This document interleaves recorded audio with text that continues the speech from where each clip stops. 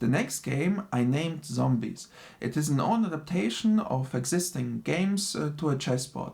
The goal is to have two armies of zombies fighting against each other for domination, and the player who controls more squares to the end of the game wins. For the game to be able to be played, we need to have a chessboard. Also, we need to have some kind of a wall. I use chess pieces for it. These are the pawns that we have. And finally, we need two armies of our zombies, which spawn with one of the zombies on opposite corners. To the end of the rules, I will explain that you can put the wall as you like, actually, and also you can decide where you spawn. But let me explain how the zombie moves first. So, we start with our blue zombie. If you are a zombie, then you can pick one of the zombies of your army and spawn a new zombie in its neighborhood. For example, you are the blue player and you have only one zombie to choose from, so you can pick one of these squares and plant a new zombie on one of the squares. Then red is the same, red can pick any of the empty squares, and then it's blue again, and blue again. Let me take the arrows away. For example, picks this one. It's free to pick from any of your army, and you spawn just a new zombie in one of its neighborhood. Let me pick this square. Then it's red to move, and blue, and so on. So this is how you spawn new zombies. There is a second option how you can play, and this is the jump.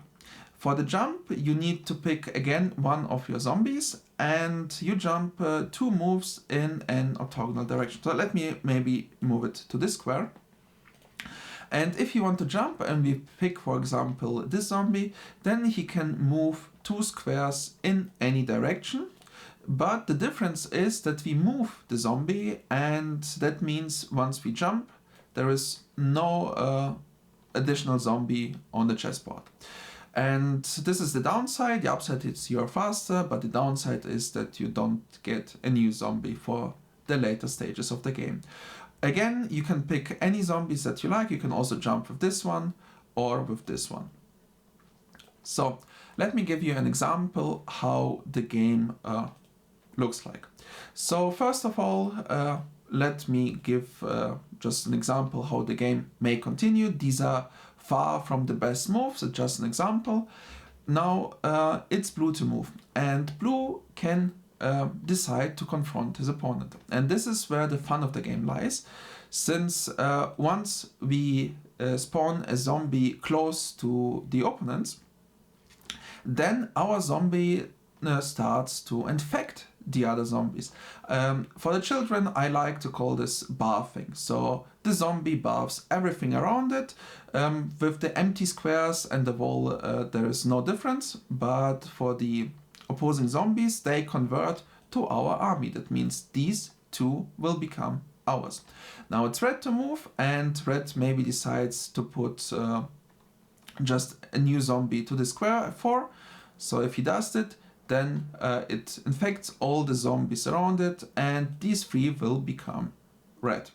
Now it's blue again, and he can pick just any of his army, but it doesn't make sense obviously to do something with this zombie, so instead it's better to try to convert as much as possible of the opponent's army. So this might be a good move, or maybe even jumping here. So this is the first possibility. This is the second possibility, pretty interesting one. And if you do it, then in the first case you will convert these 3 zombies to your army. In the second case you will convert these 3 to your army. Then it's red again and blue again, and the game continues until there are no other squares left where you can play another zombie. And then the game is finished. For example, the ending position may look like this. Here the blue army isn't finished, so he can still spawn more zombies, but we can still argue that the game is finished because the red one cannot make any additional zombies or getting new additional squares. You cannot jump over the opponent's zombies, so this is done. So actually we can put like a border in green, and finally the game is finished. Once the game is finished, then we just count the squares that the armies control. So these empty squares are all counted towards the blue player. If you like to, you can also just put additional counters on it and then count. So it really doesn't matter, just who controls more squares. And one option is just to calculate and count all the squares that you control. Or the second option is that is working a bit faster. You just make a line in the middle, split the board, and then you just count how many pieces are in the opponent's half. So the bottom half belongs to blue, and he controls all of them, but 3 squares.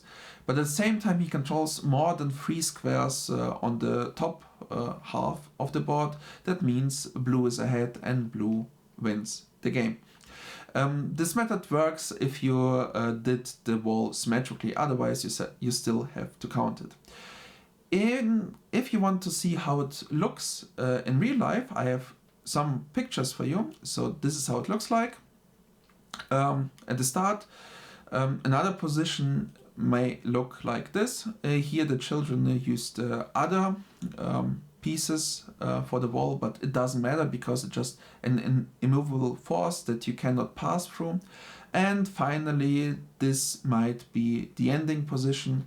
Here red obviously wins because blue is already trapped in his corner and cannot pass.